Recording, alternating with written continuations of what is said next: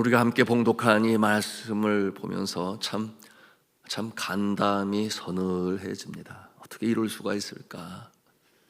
어떻게 이럴 수가 있을까? 그래도 한 고류가 아닙니까? 형이 되어 동생을 이처럼 죽이려고 하지를 않나? 그런가 하면 이 마른 이 우물 웅덩이에 버려두는 그와 같은 생각을 하는 것이, 그리고 실제로 행하는 모습이 그야말로 우리의 간담을 서늘하게 합니다. 여러분, 그런가 하면 머나먼 나라죠. 다시는 올 수 없는 그 먼 곳에 결국 노예로 팔아버리는 이와 같은 모습을 바라보면서 사람의 마음이 이렇게까지 악할 수가 있구나, 그런 생각을 갖지 않을 수가 없어요. 일찍이 예레미야 선지자가 이 사람의 죄가 많은 마음에 대하여 표현을 했습니다. 만물보다 거짓되고 심히 부패한 것은 사람의 마음이라. 만물보다 거짓되고 심히 부패한 것이 사람의 마음이라. 누가 능히 이를 알리오마는.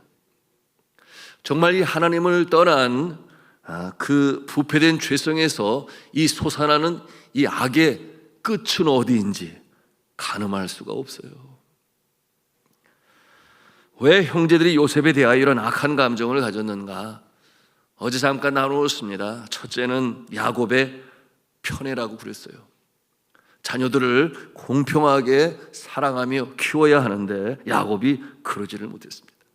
야곱이 유독 요셉만을 편애했습니다.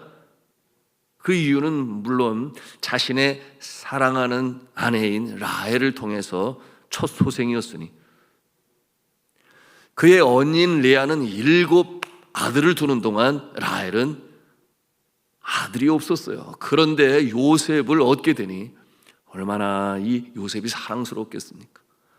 라헬은 물론 더 그랬겠지요. 사랑으로 애지중지 키웠던 요셉입니다.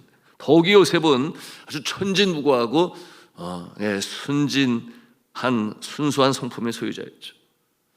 그런데 심리학적인 면에서 바라보면 야곱은 자신이 편애를 받고 자라났음을 부인할 수가 없어요. 그는 아버지의 사랑을 누구에게 빼앗겼는가? 형인 에서에게 빼앗겼습니다. 그러니 이삭은 그처럼 용맹하고 남자답고 사냥을 즐기고 이런 에서를 더 사랑했습니다. 여러분, 그러므로 이 아버지의 사랑을 빼앗긴 야곱, 여러분, 그는 본래 욕심이 많은 야곱 아니었나요? 태중에 있을 때부터 먼저 자신이 나와야 된다고 발뒤꿈치를 잡았다, 이렇게 표현을 하고 있는데요. 기질상 그와 같은 모습이었습니다. 그런데 사랑을 많이 받지 못할 때 어떤 모습이 될까 우리가 상상해 볼 수 있습니다. 아버지의 사랑에서 이 야곱은 형에게 많이 밀려났습니다. 그런데 어머니는 야곱만을 챙겼죠. 그 양이 마음에 차지가 않습니다. 여러분, 우리의 자녀들은 어느 한편의 사랑만으로 사랑이 충족되는 것이 아니에요. 아버지의 사랑도 필요하고 어머니의 사랑도 필요하고, 그래서 부모 아니겠습니까? 이와 같은 모습으로 자라나야 되는데, 그런데 야곱은 형에게 치여 이처럼 아버지 사랑을 충분히 받지를 못했어요. 아버지 야곱은 레아의 소생이든 라헬의 소생이든 다 하나님이 자신을 통하여 주신 자녀이기 때문에 공평하게 사랑해야 되는데 그러지를 못했습니다. 그 편애로 이 형들이 요셉을 시기하였죠. 그러므로 요셉을 죽이고 싶을 정도로 미워하게 된 것입니다. 이 비뚤어진 모습을 통해서 우리는 자녀 교육에 대한 교훈을 받을 수가 있습니다. 자녀들은 엄마 아빠로부터, 양쪽으로부터, 그리고 형제들 간에 비교가 되지 않게 그렇게 성장하는 것이 바람직한 모습이다라는 것이에요. 두 번째 이유가 있는데, 그것은 뭐냐면 요셉의 꿈이기 때문이었죠. 하나님이 주신 것이니까 꿈으로 받는 거야. 자기가 꾸고 싶어서 꾸겠어요. 하나님께서 계시의 방편으로 주시는 것은 좋은데 그것을 이 형들에게 얘기함으로 인하여 가뜩이나 요셉에 대하여 아버지한테 가서 자신의 잘못된 모습을 이렇게 얘기를 하고 알리고 그런 상태에서 꿈 얘기까지 하는데 꿈 얘기가 뭐 이렇게 해피한 얘기가 아니잖아요. 형들이 요셉에게 절을 한다. 자, 이와 같은 내용으로 꿈 얘기를 형들에게 말을 합니다. 내용인즉 밭에서 곡식단을 만드는데 자신의 단은 일어서고 형들의 단은 자신의 단에게 절을 하더이다. 네, 같은 내용의 꿈이죠. 꿈을 꾸었는데 해와 달과 11별이 나에게 절하더이다. 어제 이 부분을 나눴죠. 해와 달은 아버지와 어머니를 포함하여, 그리고 11별은 형제들의 모습을 상징하는 것으로 유추할 수 있습니다. 이게 무슨 뜻이겠어요? 언젠가 요셉은 이 가족을 책임지는 존재가 될 거다. 가장의 역할로서 가문을 이끌고 나가게 될 것이다. 여러분, 구약 성경의 축복은 어디에 오는가? 가정의 제사장인 그 가장을 통하여, 그리고 장손을 통하여 이렇게 가족 중심의 축복이 민족으로 이어지게 되는 것을 우리가 볼 수 있는데, 요셉을 통하여 가문이, 가정이 그렇게 세움을 받게 될 것이다. 이 내용에 대해서 영적으로 맑고 볼 수 있는 야곱은 그 꿈을 가슴에 담았다 그랬어요. 여러분, 이와 같은 상황 가운데서 이 형들은 어떠한 마음을 가졌는가? 앞에 말씀드린 것처럼 미워하는 마음이요. 어떤 미워하는 마음? 죽이고 싶을 정도로. 그 내용이 오늘 본문 우리가 읽은 내용 중에 있습니다. 18절 19절 말씀을 같이 보도록 하십니다. 읽습니다. 시작. 요셉이 그들에게 가까이 오기 전에 그들이 요셉을 멀리서 보고 죽이기를 꾀하여 서로 이르되 꿈꾸는 자가 오는도다. 꿈꾸는 자가 오는도다. 이 꿈으로 인하여 형들이 굉장히 충격적으로 마음이 상했던 것 같아요. 그러니 꿈꾸는 자가 오는도다. 여러분, 이것이 꿈꾸는 자가 오는도다. 어떠한 책의 제목이 그렇더라고요. 그런데 여기에서 이 표현은 그렇게 긍정적인 표현이 아니에요. 굉장히 부정적인 표현입니다. 제대로 표현하면 적이 꿈쟁이가 온다, 그런 뜻이에요. 멸시의 표현인 것입니다. 형제들은 요셉을 죽이고자 했어요. 죽이기를 꾀하였다. 본문 18절에 바로 그 내용이죠. 죽여서 구덩이에 던져버리려고 했습니다. 그때 중재하며 나선 자가 장자인 루벤입니다. 여러분, 장자는 장자죠. 장남은 장남입니다. 뭐라고 그래요? 우리가 그 생명은 상하지 말자. 여러분, 이 형제들 중에 그래도 부모의 마음을 많이 이해하는 자가 장남입니다. 왜냐하면 제일 먼저 태어나잖아요.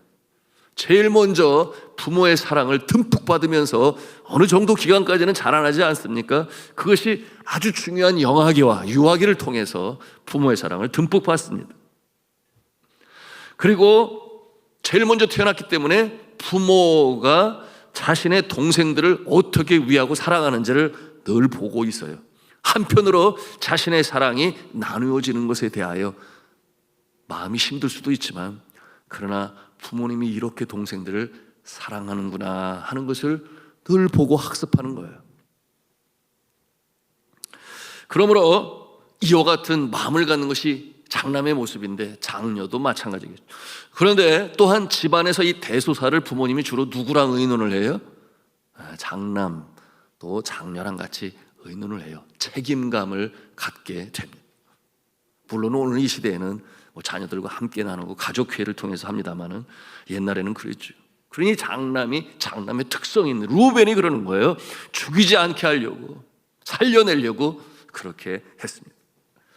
그 장남의 책임감의 모습이 요셉이 팔려간 것을 알고 난 다음에 이 애통하는, 이 오열하는 이 장남 루벤의 고통을 통해서 우리가 볼 수가 있어요. 우리 29절 30절 말씀 같이 읽겠습니다. 시작. 루벤이 돌아와 구덩이에 이르러 본즉 거기 요셉이 없는지라. 옷을 찢고 아우들에게로 되돌아와서 이르되 아이가 없도다. 나는 어디로 갈까? 나는 어디로 갈까? 아버지 야곱을 볼 수 있는 면목이 없어요. 너무 힘든 거예요. 옷을 찢고 후회하는 이 책임감 많은 이 장남의 이 애절한 그 모습이, 그 고통이 이렇게 나타나고 있습니다. 그러나 이미 늦었죠. 요셉은 애굽으로 팔려간 뒤였습니다. 이스마엘 족속에게 또 미디안 족속으로 표현이 되는데 은 20에 팔려갔습니다. 이러한 악한 형제들의 입술을 통해서 이 요셉이 짐승에게 찢겨서 죽었다라는 소식이 이 아버지 야곱에게 알려지게 되니까 이 아버지 야곱은 그 증거인 이 피 묻은 채색 옷을 부둥켜 안고 오열을 합니다. 통곡을 합니다. 라헬도 떠났어요. 그처럼 사랑하는 요셉마저 떠났어요. 그 마음이 무너져 내린 거죠.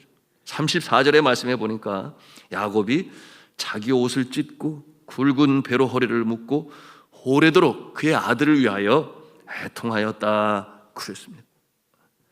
그 다음 절 35절에 보니까 이 아들들이, 못된 아들들이죠, 위로를 하려고 그래요. 아버지를. 같이 그 부분을 읽겠습니다. 시작. 그의 모든 자녀가 위로하되 그가 그 위로를 받지 아니하여 이르되 내가 슬퍼하며 스올로 내려가 아들에게로 가리라 하고 그의 아버지가 그를 위하여 울었더라. 참 이 야곱의 인생이 기구합니다. 우리의 인생 여정에도 그럴 때가 있어요. 우리 인생 여정에 이 고통과 고난, 예기치 않은 어려움이 마치 바람처럼 불어오고 또 불어가고 또 불어오고 불어가고 이와 같은 모습이 있습니다. 사랑하는 사람이 내 곁을 떠날 때 나의 능력으로 그것을 막을 수가 있나요? 요즘에 뭐 급발진 사고인지 급발진이 아니고 실수였는지 졸지에 자녀를 잃은 부모의 마음이 어떠하겠습니까? 이와 같은 상황들은 아무도 예측할 수 없어요. 그러므로 우리의 자세는 무엇입니까? 내가 지금 살아있음이 감사하고 주님이 오셔도 내가 주를 만나고 내가 떠나도 주를 만날 것인데 분명한 것은 하나님이 나에게 생명을 주시는 동안, 여전히 내가 살아 숨을 쉬고 온 몸으로 피가 도는 동안 저 하나님의 선하신 뜻을 분별하고 그 뜻에 순종하며 나아가는 인생은 하나님께서 그 인생을 통하여 사용하는 것이니 우리의 자세가 그럴 수 있기를 주님의 이름으로 축복합니다. 참 이 슬픈 얘기가 오늘 본문을 통해서 나오고 있는데 요셉의 마음은 어떠했을까요? 요셉의 마음, 천진난만하고 순진무구했던 요셉, 그처럼 사랑을 많이 받았던 요셉은 그 상황을 정말 감당하기가 어려웠을 거예요. 왜 형들이 이러는지, 이곳까지 내려와서 아버지의 안부를 전하고 또 그 형들에게 함께함으로 형제의 우애를 나누고자 했던 요셉은 졸지에 당합니다. 이 구덩이에 던져질 때 요셉은 어떠한 마음을 가졌을까요? 오늘 성경 본문은 거기에 대해서 언급하지 않지만 여러분, 우리가 상상해 볼 수 있습니다. 왜 형들이 이러는지. 곁에 아버지가 있더라면 아버지라도 의지할 텐데 아버지도 없어요. 그가 얼마나 간청을 하고 또 형들에게 애원을 했을까요? 우리가 얼마든지 상상해 볼 수 있습니다. 그런데 이제 뒤돌아켜 보려고 그래도 이제는 돌릴 수가 없어요. 이 상황에서 요셉의 대응이 나중에 형들의 증언에 의해서 요셉이 어떻게 행하는지를 형들이 얘기를 해요. 애굽에서 총리 대신이 된 요셉을 만난 뒤에 놀란 마음으로 자신들끼리 나누는 대화 가운데 대화에서 나타나죠. 창세기 42장 21절인데요. 제가 읽겠습니다. 창세기 42장 21절. 그들이 서로 말하되 우리가 아우의 일로 말미암아 범죄하였도다. 그가 우리에게 해걸할 때에 그 마음의 괴로움을 보고도 듣지 아니하였으므로 이 괴로움이 우리에게 임하도다. 요셉이 우리에게 그렇게 해걸할 때 그 마음의 괴로움을 보고도 듣지 아니하여 우리가 범죄하였고 이렇게 어려움을 당하는구나. 그때 그 요셉의 애걸하는 모습을 그들은 여전히 기억하는 거예요. 자, 사랑하는 성도 여러분, 우리가 분노로 인하여 감정이 끓어오를 때가 있습니다. 전문 이 심리학자들은 편도체가 앞으로 나오게 돼서 그 이성이라든지 사리 판단이라든지 하는 것은 나타날 수가 없대요. 그래서 이 편도체가 증폭됨으로 말미암아 자신을 방어하기 위한 방어 기제의 본능으로 분노가 발산될 수 있고, 또한 내가 원치 않은 행동도 할 수 있는데 분노 조절 장애라고 하는 그런 표현도 사용합니다. 여러분, 이와 같은 상황이 있을 때, 억울함이 있을 때는 더 말할 것도 없겠죠. 그러나 그와 같은 상황에서도 악한 짓은 하지 마시기를 바랍니다. 분노에 얽매여서 악한 짓을 하게 되면 여러분, 반드시 시간이 지나고 나서 후회가 일어요. 후회 막급이죠. 내가 왜 그 순간을 참지를 못했던가. 여러분, 이와 같은 상황에서는 깊은 심호흡을 하고, 그리고 믿음의 사람들은 하나님 앞에 나와서 기도하고 맑은 정신이 되었을 때 그때 행해야 되는데, 오늘 이 형들의 이와 같은 모습은 아닌 것이죠. 감정에 못 이겨 저지른 악한 행위, 후회를 하고 두고두고 후회를 해서 그것이 우리의 마음의 병이 되고 우리의 육신도 병이 듭니다. 이것이 요셉을 팔아 넘긴 이 형들, 평생을 후회해요. 그 순간을 잊지를 못해요. 여러분, 그와 같은 모습으로 살아가는 이 불안과 두려움, 갇혀있는 형들의 모습이죠. 우리 믿음의 사람이 분을 내다가도 악한 짓을 하지 않을 수 있는 것은 하나님의 손길이 나와 함께 하고 있다라고 하는 믿음이 있을 때 가능합니다. 이 원통하고 억울한 상황에서도 하나님은 나를 보고 계시지. 하나님이 이와 같은 상황 가운데서 하나님은 살아계시니까 반드시 이 상황에서 역사하실 거야. 나의 마음을 하나님은 아실 거야. 호르만져 주실 거야. 이와 같은 믿음이 있으면 여러분, 우리가 임의로 나의 감정에 못 이겨 행하지 않죠. 요셉 그처럼 형들에게 애걸하고 그처럼 그 상황에 이르지 않기를 형들에게 간청했지만, 여러분, 노예로 팔려가게 되고 과거의 행복한 날과는 완전히 대조적인 인고의 날이 그에게 닥쳐왔을 때 여러분, 그의 마음에 어떠한 생각을 가졌을까요? 여러분, 그 당시에는 너무나 힘들고 어렵지만 시간이 가면서 깨달아 알게 됩니다. 하나님의 손길이 살아계심을. 그 어려운 순간에도 하나님이 함께 하셨음에 대하여 시간이 지난 다음에 깨달아요. 그 당하는 상황에서 깨달을 수가 있겠나요? 그럴 수 없죠. 너무나 가슴 떨리고 놀라운 일 아니에요? 그러나 시간이 지나고 보니 하나님의 손길이 나의 인생을 잡고 가시는구나. 그 어려운 순간에도 하나님은 나를 놓고 계신 것이 아니었구나 라는 것을 뒤늦게 깨달아 알게 되니 그가 이처럼 하나님과 동행하는 인물이 될 수가 있었던 것입니다. 여러분, 이와 같은 내용이 45장 4절 5절에 요셉의 고백을 통해서 알게 되는데요, 제가 읽겠습니다. 요셉이 형들에게 이르되 내게로 가까이 오소서. 그들이 가까이 가니 이르되 나는 당신들의 아우 요셉이니 당신들이 애굽의 판자라. 당신들이 나를 이곳에 팔았다고 해서 근심하지 마소서. 한탄하지 마소서. 하나님이 생명을 구원하시려고 나를 당신들보다 먼저 보내셨나이다. 요셉이 비로소 하나님의 손길이 그 어려운 상황 가운데도 함께 하셨으므로 나와 가족과 민족까지 하나님께서 역사하시려고 그렇게 행하셨음을 뒤늦게 깨닫는 거예요. 아무리 급한 상황에서도, 아무리 억울한 상황에서도, 아무리 힘든 상황에서도 나의 감정에 못 이겨 이를 그르치는 것이 아니라 하나님의 선하신 뜻이 어디에 있는 것이지? 주님 앞에 나와 기도하고 주님의 그 인도하심을 체험하시기를 주님의 이름으로 축복합니다. 여러분, 이와 같은 상황의 배경은 뭐 다 아십니다. 가나안 땅에 기근이 왔죠. 야곱과 요셉의 형제들은 도무지 살아날 수 없기 때문에 이제 이 애굽에 내려와서 곡식을 사려고 하다 요셉을 만나게 된 것이죠. 자, 이와 같은 모습을 우리가 상상해 볼 수 있어요. 얼마나 남루하고 초췌하고 거제와 같은 모습을 가지고 그 먼 곳 여정을 가지고 애굽에 내려왔어요. 그리고 이제는 총리가 된 이 요셉이 그 형들의 참 그 남루한 모습을 보면서 말을 합니다. 나를 이곳에 팔았으므로 근심하지 마소서, 한탄하지 마소서. 하나님이 생명을 구하시려고 나를 당신들 앞서 이곳으로 보내셨나이다.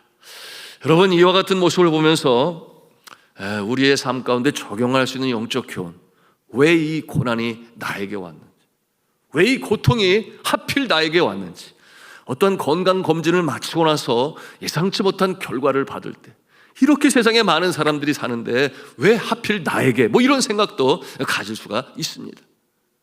여러분, 이와 같은 상황 가운데서 여전히 놓지 말아야 할 믿음의 끈, 그것이 무엇인가 하면 한번 하는 손 해볼까요? 하나님은 살아계셔. 하나님은 살아계셔. 하나님은 살아계셔. 그렇고 말고 하나님은 살아계시지. 여러분, 이와 같은 마음을 갖는다고 하는 것은 믿음이에요. 하나님이 살아계시지. 이 상황 가운데서도. 제가 자주 말씀을 드려요. 어떠한 어려움이 닥쳐올 때 사람들은 앞서 말씀드린 그런 편도체, 불안과 두려움이 그 마음을 채움으로 어떻게 착각을 하는가? 이 상황이 영원히 지속될 것처럼. 그래서 견딜 수 없는 상황에 두려움에 빠지기도 하고. 여러분, 그렇지 아니에요. 만세전에 우리 영혼을 창조하시고 이 땅에 생명으로 보내시고 택하신 하나님께서는 우리의 평생에 역사하시는 줄로 믿으시길 바랍니다. 여러분, 내일을 우리가 알 수가 없어요. 그런데 분명한 것은 천국에 입성하는 그날까지 하나님께서 우리를 이끌고 가시니 다윗의 고백처럼 그의 인생의 마지막 때에 뒤돌아보며 뭐라고 고백을 해요? 나의 평생의 선하심과 인자하심이 반드시 나를 따를지니 그러므로 내가 아버지의 집에 영원히 살리로다. 인생을 다 살고 보니 아는 거예요. 사자의 이빨, 곰의 발톱에서 아비의 양을 지킬 때에 사투를 합니다. 그러나 그 가운데서도 하나님이 지켜보아주셨고, 무슨 죄를 졌어요? 자신의 장인인 사울 왕에게 생명의 위협 속에 쫓김을 당하고, 그러나 그 가운데서도 건져내시고 마침내 이스라엘의 성군으로 등극하게 되는 다윗 자신의 삶을 돌이켜보면서 그렇게 하나님을 찬송하며 고백합니다. 자금에 어떤 어려움이 있습니까? 그것이 계속해서 진행될 거라고 생각하십니까? 그것은 바로 하나님이 살아계시다라고 하는 것을 믿지 못하는 연약한 모습이에요. 하나님께서 반드시 반전을 이루시고 역전을 이루시는 줄로 믿으시길 바랍니다. 이 믿음 때문에 우리가 그 소망을 부여잡고 오늘을 살아가는 거 아니겠습니까? 그러므로 이 새벽에도 우리가 기도를 해요. 기도하는 자에게 하나님께서 확신을 주시니 은혜의 방편, 말씀과 기도, 그리고 성례라고 그랬습니다. 이 새벽에도 주의 말씀을 부여잡고 기도할 때 여러분, 요셉에게 주셨던 그 꿈이 다시금 여러분의 심령에 살아나고, 그렇지, 하나님이 나에게 주신 꿈이 있지. 그 꿈에 대한 확신과 소망을 가지고 오늘 다시금 일어서셔서 전진해 나가시라. 그러므로 좁은 길을 걸으면서도 하늘 찬송을 부르며 감사의 찬송을 부를 때 하나님께서 우리의 마음도 주장하여 주시고 다시금 믿음 가운데 세워주심을 믿으시길 바랍니다.